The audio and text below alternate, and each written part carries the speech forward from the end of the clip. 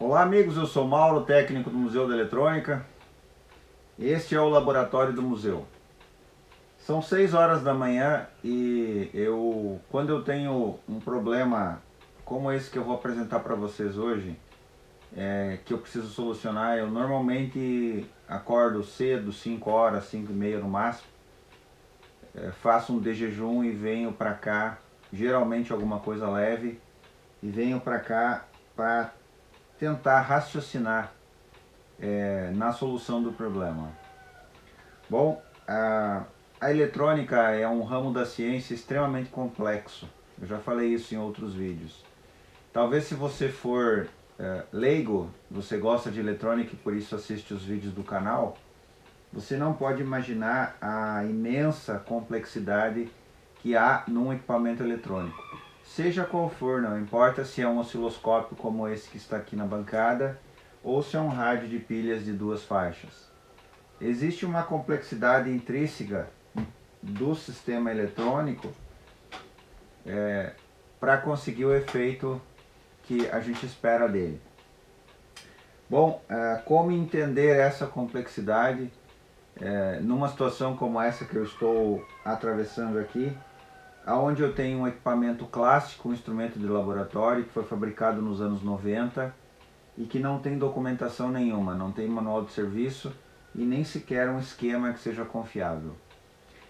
Uma forma de atacar esses problemas é voltar no princípio. É começar a pensar como que a eletrônica surgiu e se formou ao longo do tempo.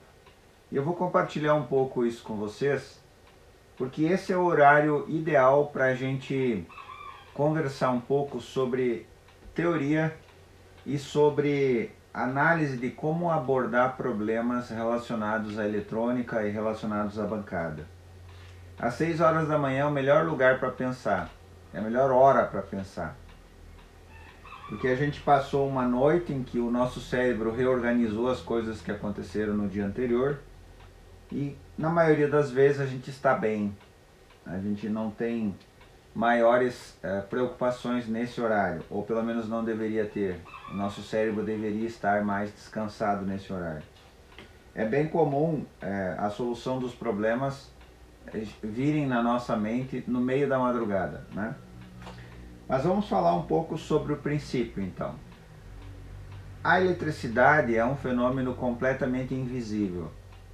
Nós podemos usar dispositivos eletrônicos de medição, de amostragem, para poder tentar entender o que é eletricidade. Por exemplo, se você pegar uma simples pilha, que de simples na verdade não tem nada, uma pilha de rádio, uma pilha grande com 1,5 volts, e você colocar no seu voltímetro de bancada, seja qual for ele, não importa se vai ser um complexo ou mesmo no seu osciloscópio digital de última geração, alguns parâmetros serão apresentados.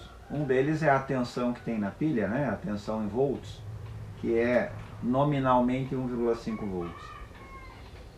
Mesmo dentro desse dispositivo tão simples, há uma complexidade tecnológica. Por quê? Porque os fenômenos elétricos eles não podem ser vistos, porque voltando no princípio, a eletricidade não pode ser vista. O curso de graduação em engenharia, especialmente a engenharia elétrica, ele gasta um tempo considerável no seu início, mais ou menos até o meio, para ajudar aquelas pessoas que estão estudando a tentar entender as diversas ferramentas matemáticas e físicas que são usadas para estudar os fenômenos elétricos. O curso de engenharia eletrônica ele vai além, porque esses fenômenos elétricos eles são trazidos para o mundo do silício. Eu vou resumir assim: o que possibilitou a existência, por exemplo, desse instrumento que está aqui na bancada, que é um osciloscópio dos anos 90, um osciloscópio analógico, foram duas coisas basicamente. Um cidadão chamado Lee De Forest conseguiu a primeira válvula operacional. Bom, o osciloscópio analógico tem um cinescópio aqui, né? Um tubo de raios catódicos que recebe uma determinada tensão elétrica e uma excitação eletrônica aqui nos seus, através da plaquinha que está ligada aqui no pescoço do tubo, e um feixe de elétrons então é impulsionado até a tela, que é revestida de fósforo, e ele é deflexionado por um conjunto de placas que estão aqui dentro, que faz com que se crie então as linhas aqui na tela do osciloscópio e as respostas que a gente quer ver. Bom,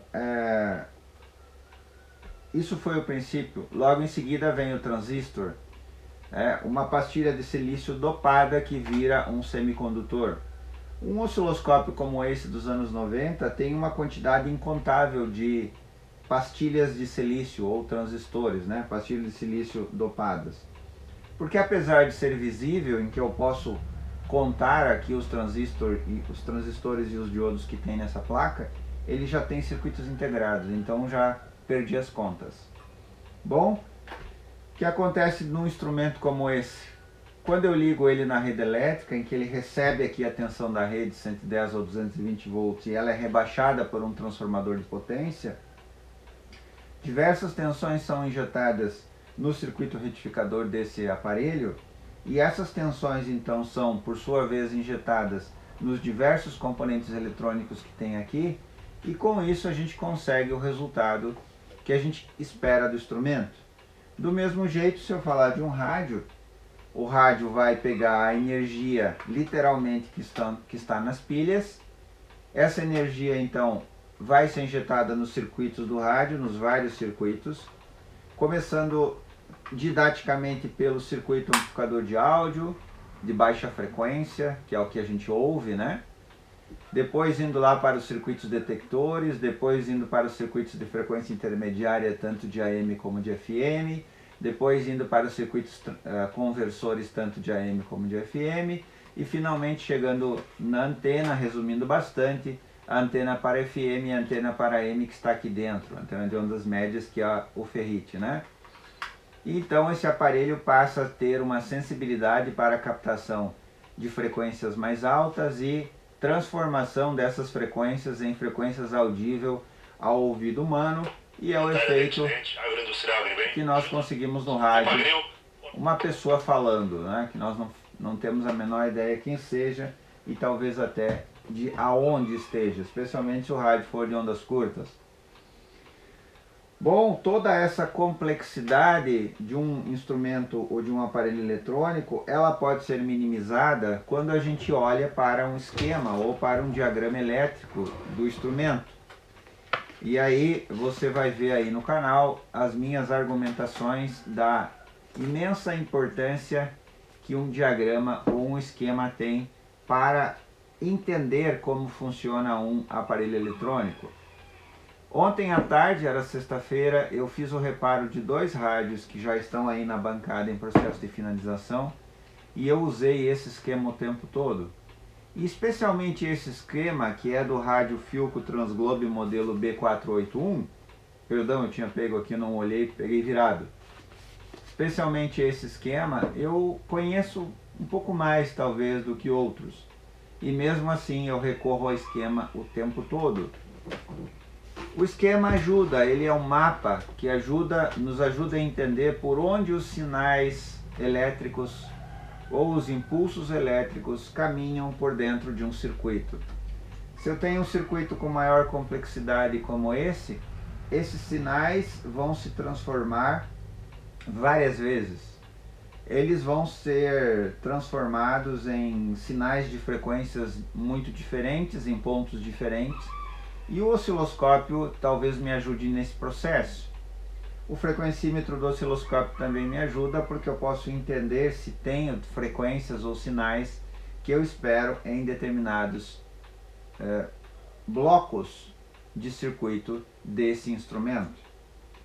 Bom, toda essa conversa inicial, ela pretende chegar no seguinte ponto. Eu tenho 50 anos, trabalho com eletrônica desde os 9, e imagino que um técnico em eletrônica de 70 anos ou até mais vai dizer exatamente a mesma coisa. Eu aprendo todos os dias. Jamais haverá alguém que vai dizer o seguinte: eu domino isso aqui. Em eletrônica isso não é possível. Porque voltando ao exemplo do Transglobe, que é um rádio que a gente trabalha com maior frequência, nesse momento nós temos 5 abertos na bancada. Mesmo sendo esse rádio que nós trabalhamos o tempo todo, ele nos apresenta algumas peças aí e nos dá às vezes alguma dor de cabeça. Eventualmente um capacitor cerâmico que não deveria estar apresentando defeito, mas ele apresenta um defeito intermitente, que quando se liga o rádio, ou seja, quando flui tensão nos seus terminais, ele entra em oscilação ou ele começa a alterar o seu valor de capacidade. Bom, tudo isso é possível na eletrônica. E o defeito que tem aqui nesse osciloscópio é que o circuito oscilador do trigger não está gerando sinal. O que acontece então? Como o trigger não gera o sinal, a onda na tela do osciloscópio não estabiliza.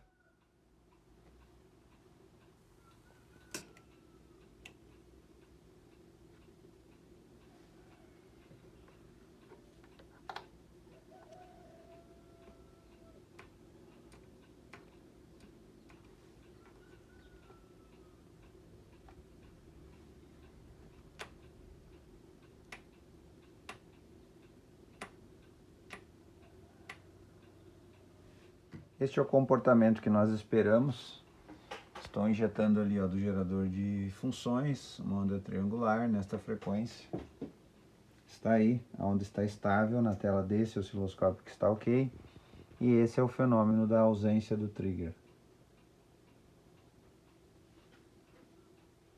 O fenômeno então está relacionado com o trigger, mas como eu não tenho o esquema do osciloscópio, e o esquema que eu consegui na internet, ele não me ajuda porque ele é muito confuso, ele foi escaneado de um jeito errado e faltam até partes, o que eu posso fazer é identificar onde fica o circuito do trigger por uma questão de lógica, porque ele fica próximo aqui dos comandos do trigger do osciloscópio, e também porque tem uma coisa boa na placa, que ele está escrito ali ele tem algumas informações na própria placa.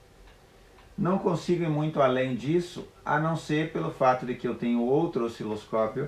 Esse é o último osciloscópio daquele lote que veio lá do Senai. Ele ficou aqui exatamente por isso, porque ele tem esse defeito no trigger.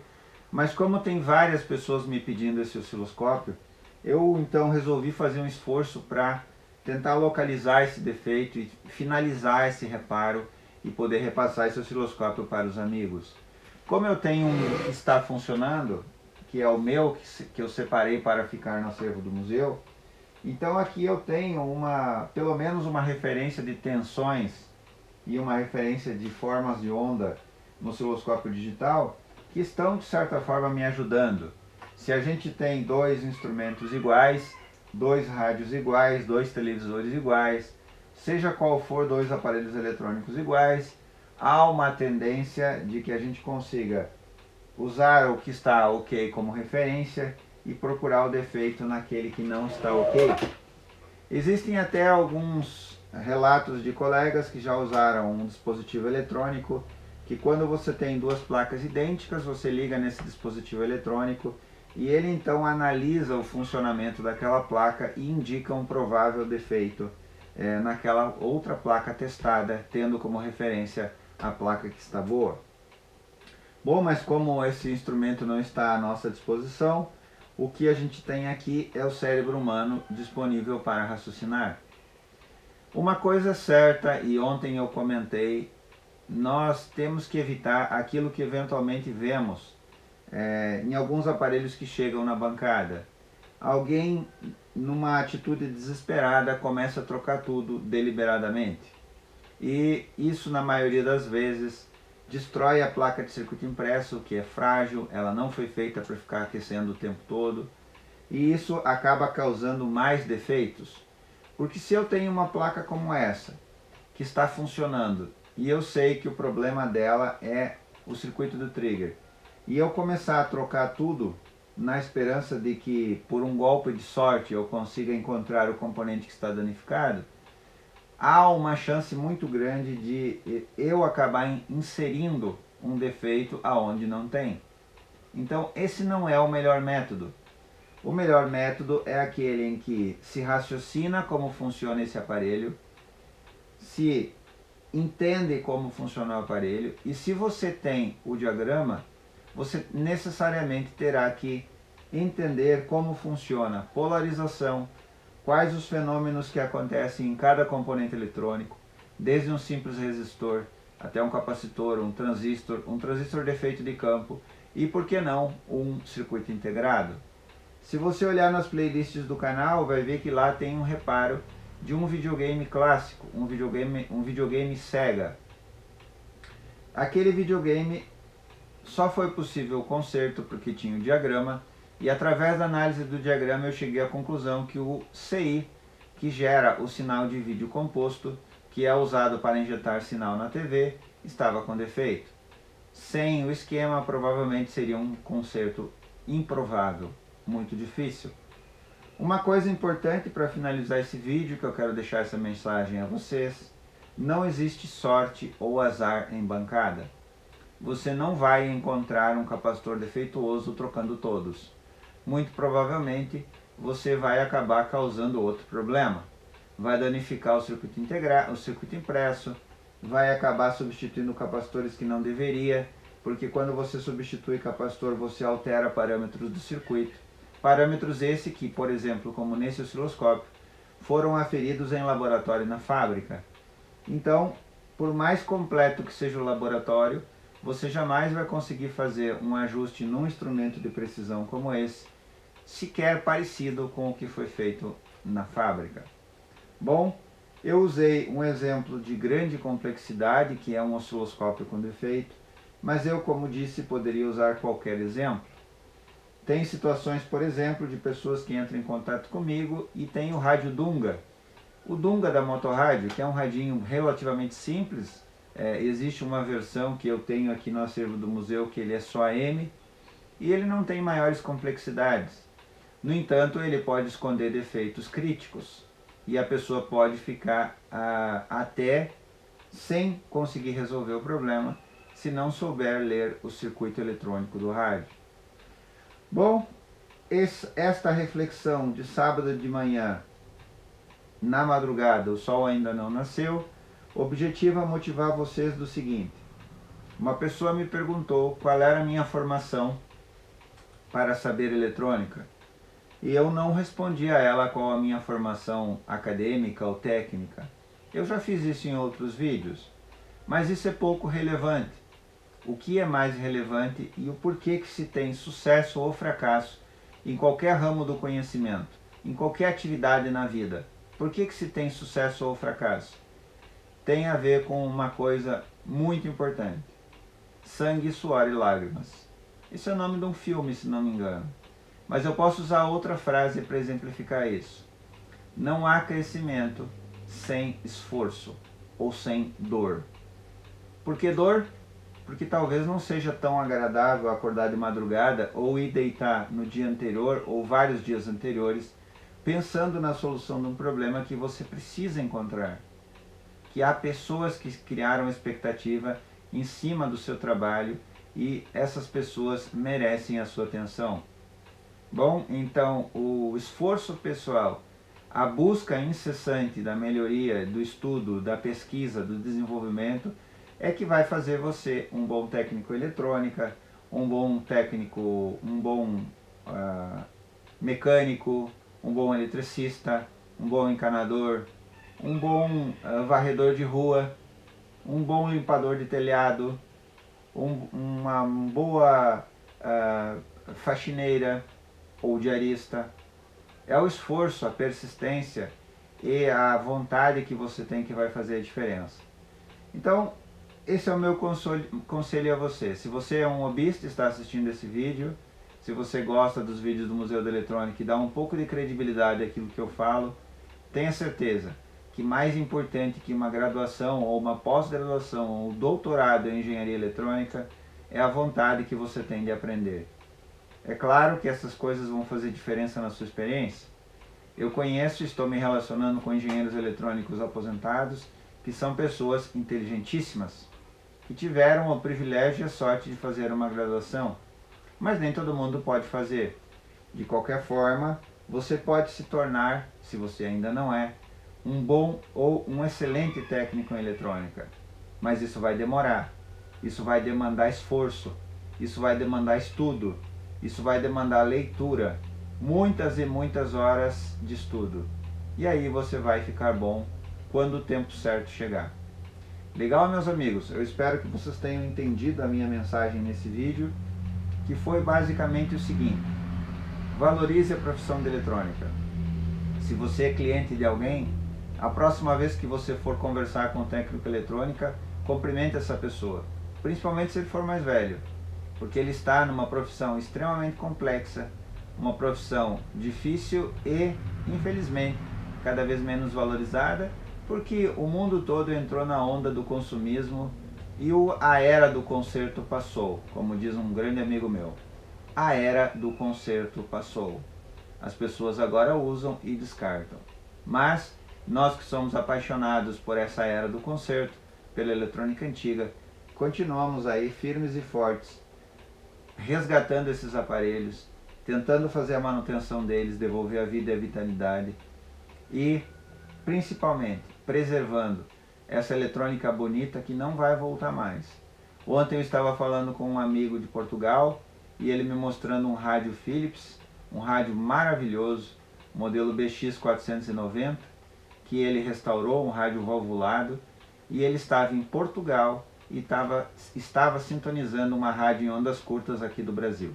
Ele me mandou o vídeo e a gente fica maravilhado com apesar da tecnologia limitada da época dos anos 50, a engenharia tenha fabricado aparelhos tão fantásticos e maravilhosos como esse rádio. Legal, meus amigos?